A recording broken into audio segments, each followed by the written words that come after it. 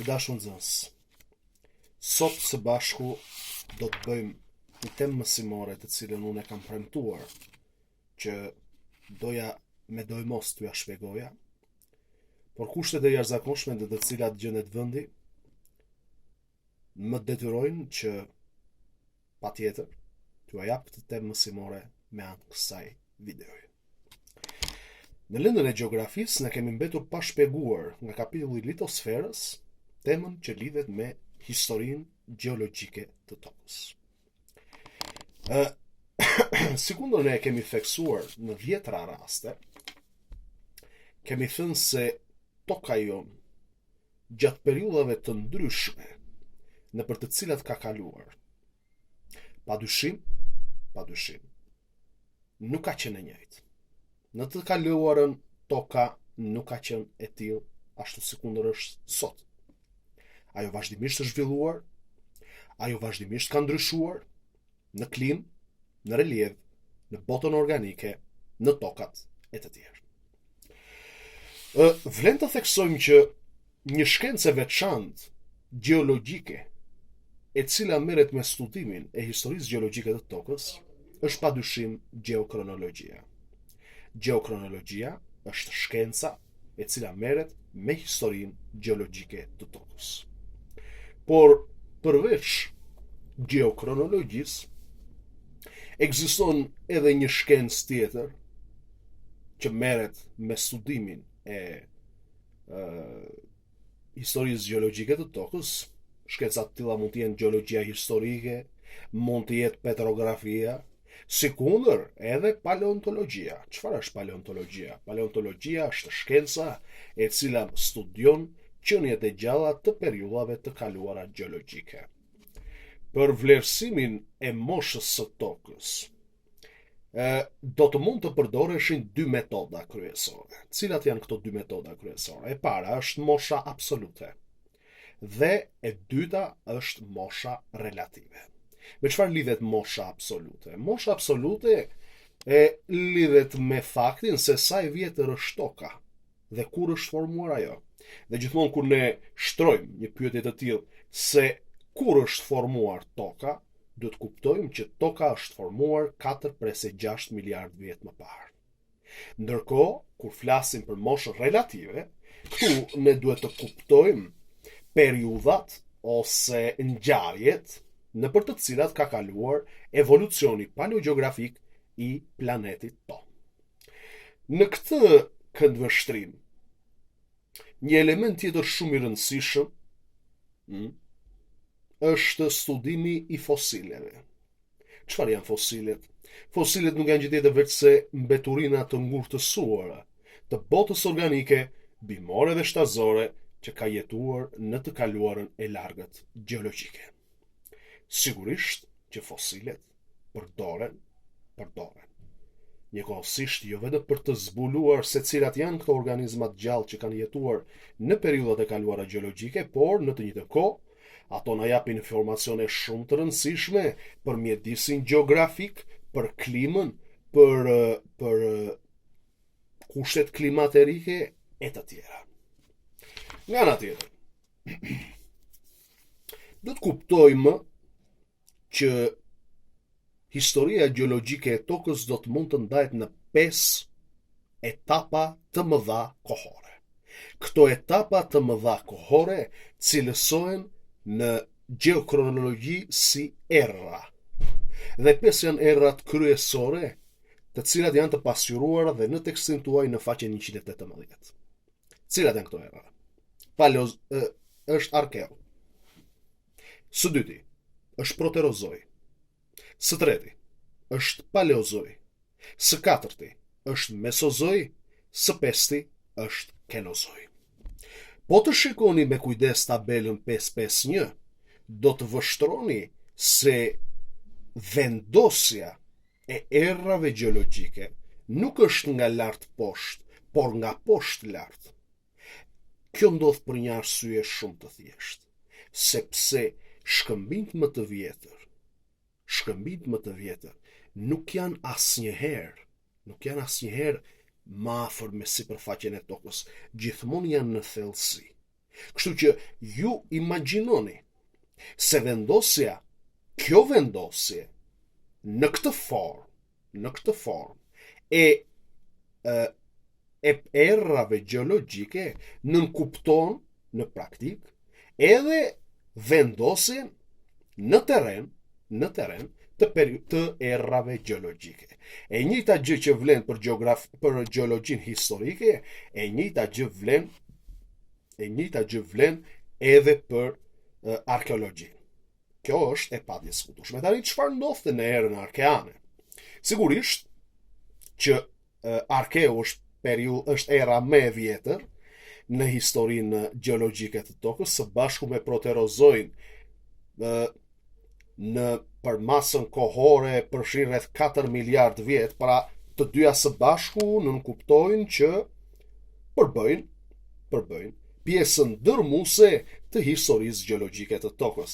Tashti, si ishte gjendja gjatë arkeut? Gjatë arkeut toka ishte totalisht e paqet. Ishte në një gjendje me të vërtet të zjarrt, mund të themi ende toka nuk ishte stabilizuar në kuptimin e plot të fjalës, ende nuk ishte formuar korja toksore, është pikërisht gjatë arkeut kur formohet korja toksore, rreth 3.8 miliard vjet më parë, por nga ana tjetër, ajo që dominon kudo janë strukturat gjeologjike geosinklinale. Çfarë nënkuptojnë geosinklinale? Geosinklinale nënkuptojnë pjesë të korres toksore që karakterizohen nga një lëvizshmëri shumë e madhe tektonike.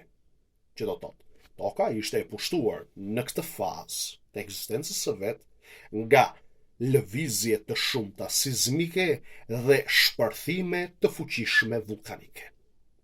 Vetëm nga fundi i proterozoit do të shfaqen struktura të qëndrueshme që do të ishin strukturat platformike.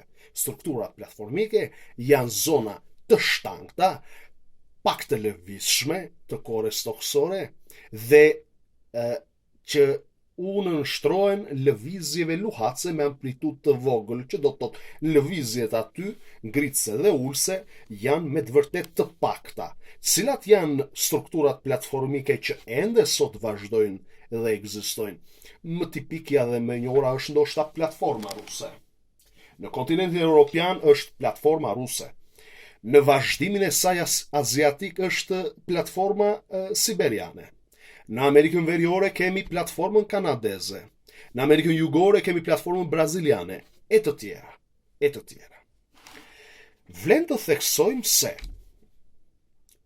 në fillimi i erës së dytë gjeologjike në historinë e tokës është momenti kur për të parën herë u shfaq jeta në planetin tonë. Dhe që nga ky moment fillon periudha ose le të themi era gjeologjike e proterozoit, që ka vetë termi nga greqishtja protizoi. Proterozoi nënkupton erën gjeologjike kur ka filluar jeta, sigurisht në format e saj më fillestare, në format e saj më të thjeshta, as pak në qenie të ngritura dhe të komplikuara apo komplekse. Çfarë duhet të theksojmë? Në vazhdimësi, era e tretë që ka ekzistuar në historinë e tokës ka qenë era e paleozoit. Era paleozoike do të mund të ndahet në 6 periudha kryesore kohore, të cilat janë Kembri, Orodoviku, Siluri, Devoni, Karboni dhe Permi. Megjithatë, pavarësisht kësaj ndarjeje që kanë bërë studiusit, mund të themi që paleozoi ndahet në dy faza. Në paleozoin e vjetër dhe në paleozoin e ri. Paleozoi i vjetër fillon që nga Kembri deri në Silur. Paleozoi i ri fillon nga Devoni në Perm. Nga ana tjetër, Çfarë ndodhi gjatë paleozoit e vjetër dhe pse bëhet kjo ndasi e erës paleozoike në dy faza?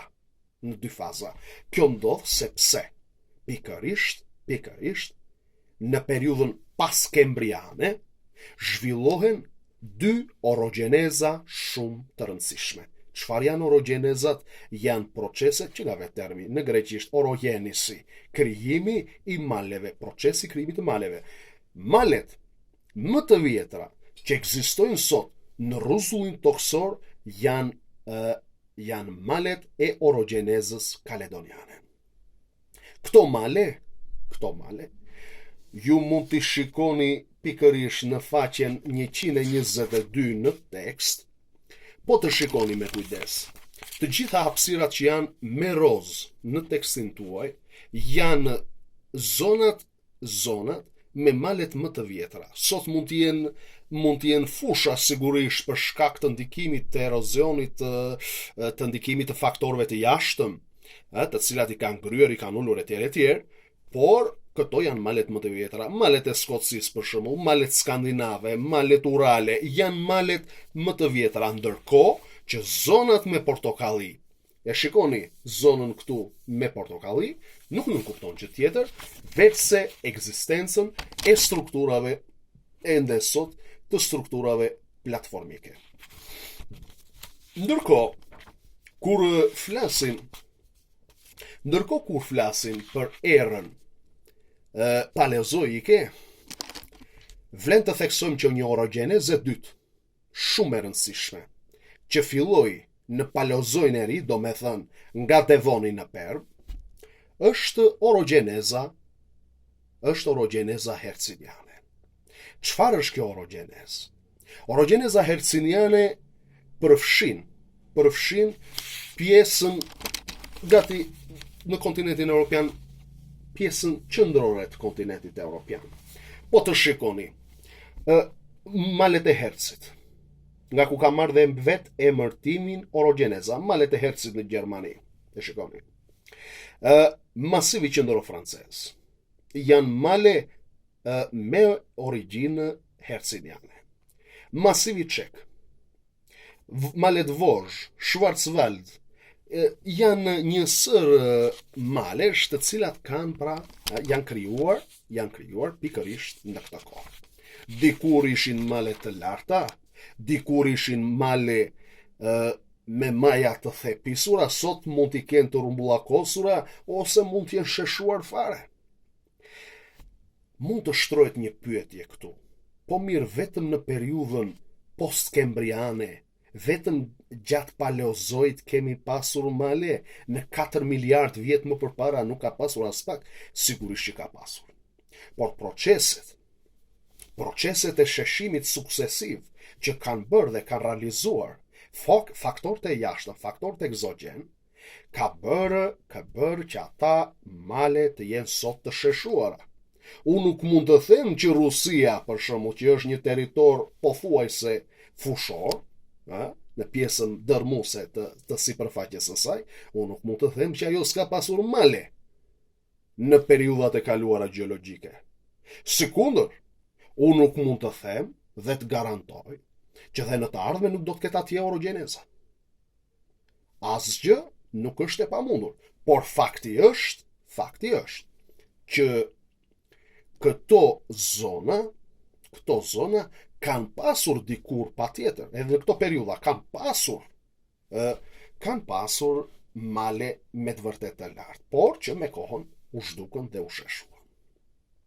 Sigurisht gjatë erës paleozoike, përveç proceseve orogjenike, u zhvillua një botë shtazore shumë e pasur, një botë shtazore jo vetëm tokësor, jo vetëm detare, por edhe tokësore. Nga ana tjetër, nëse do të flisnim për orogjenezën alpine, orogjeneza alpine fillimet e veta i kishte gjatë etapës ose gjatë erës së Mesozoit. Mesozoi ndahet në 3 periudha kryesore: Triasi, Jura dhe Kreta.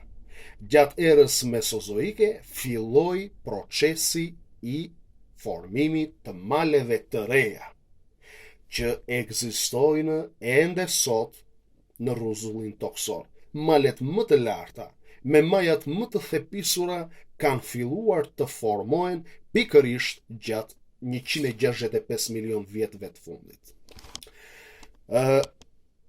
Vlen të theksojmë që gjatë Mesozoit pati një zhvillim të jashtëzakonshëm të botës së gjallë. Në këtë kohë shfaqen kafsh me të vërtet interesante. Në tokë lëviznin dinozaurët, në ujë notonin ichthyozaurët dhe në ajër fluturonin pterozaurët. Ju i kuptoni nga vetë këto terma origjinën e tyre greke. Po vlen të theksojmë se të paktën sipas informacioneve që kemi nga studiusit, që rënja e një meteori, pikërisht rreth 65 milion vjet më parë, rënja e një meteori në tokë ka bërë zhdukjen e famshme të dinozaurëve. Era e fundit gjeologjike, në të cilën ende ne jetojmë sot, është era kenozoike. Era kenozoike, që përfshin 65 milion vjetët e fundit të historisë gjeologjike të tokës, ndahet në 3 periudha kryesore. Në Kenozoin e vjetër, ose Paleogjenin, në Kenozoin e ri, ose Neogjenin, dhe në Katërsorin, ose Antropogjenin, ose Kuaternarin, ka njësër e mërtimesh, po Antropogeni, pse quhet Antropogjen? Sepse pikërisht gjatë kësaj periudhe filloi dalja e shoqërisë njerëzore dhe qenies njerëzore si e tillë. Pra, gjatë erës kenozoike shpërthyen dhe u riaktivizuan me fuqi të jashtëzakonshme. Pikërisht orogjeneza alpine që kishte filluar në Mesozoj. Gjatë Paleogjenit, por edhe në vazhdim, edhe nga fundi Kenozojit do të vazhdojnë lëvizje tektonike e neotektonike, dhe do të formoheshin malet kryesore më të larta që ekzistojnë në Europë dhe në botë.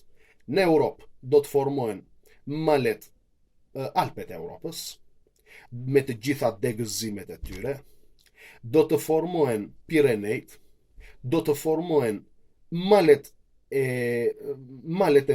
kryesore të Ballkanit, përfshi këtu Karpatet, përfshi Albanidet, përfshi Helenidet, dhe më tutje në malet Kaukaz, që gjenden në Azi. Por edhe malet më të larta që ekzistojnë në të gjitha kontinentet, qoftë në Afrikë, qoftë në Amerikën Veriore, qoftë në Amerikën Jugore, qoftë në Azi, dhe këtu i referojmë sigurisht Himalajeve. Himalajet me majën e tyre më të lartë në botë, Everesti 8848 metra. Gjatë Kenozojit do të marri formë pikërisht çfarë? Do të marri formë kjo paraqitje, ky konfiguracion i kontinenteve dhe i oqeaneve. Pra kjo gjë u përcaktua qysh në kohën e Kenozojit. Pra në këtë etapë të fundit të historisë gjeokronologjike të tokës. Nga ana tjetër, u zhvillua dhe bota e gjallë ashtu si kundër ne e shohim sot. Dhe kjo ndodhi pikërisht gjatë Kenozojit. Por vlen të theksojmë që Antropogjeni, që është dhe periudha e fundit e historisë gjeologjike të tokës, ndahet në 2 epoka. Njëra epokë, që është epoka e Pleistocenit, dhe e dyta, që është ajo e Holocenit. Epoka e Pleistocenit është epoka e ftohjes graduale të tokës. Gjatë Pleistocenit ajo pësoi disa akuzime, të cilat ne i njohim dhe i shohim gjurmët e tyre që kanë lënë.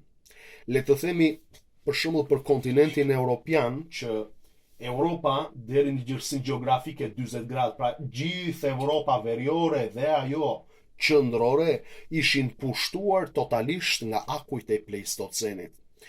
Sigurisht që edhe në territorin e Republikës së Shqipërisë, akujt dhe akullnajat zbritën deri në lartësinë 1500 metër dhe lanë gjurmët e tyre, të cilat ne i kemi theksuar gjatë temave tona mësimore.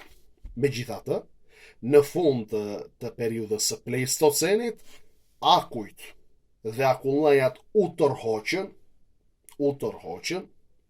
dhe në këtë kohë filloi një periudhë tjetër. Dhe periudha e fundit, epoka e fundit në të cilën e cila vazhdon akoma, është ajo e Holocenit. Dhe çfarë është çfarë është epoka e Holocenit? Është epoka në të cilën ndodh ngrohja graduale dhe e vazhdueshme e tokës. Siç ju kam theksuar në 10 raste, procesi i ngrohjes globale nuk është një proces i cili komandohet nga njeriu, nuk është një proces i cili ndodh dhe ka filluar vetëm pas revolucionit industrial, nuk e ka fajin Kina për ngrohjen globale sepse hedh mjaft mbetje gazore të dëmshme në atmosferë, as pak. Ngrohja graduale e tokës është një proces natyror që ka filluar 12.000 vjet më parë dhe që vazhdon akoma dhe sot. Kjo ishte tema mësimore që unë doja t'ju shpjegoja. Uroj, sinqerisht, që ta keni kuptuar dhe t'ju ke pëlqyer. Nga unë, ju faleminderit për vëmendjen. Mirupafshim.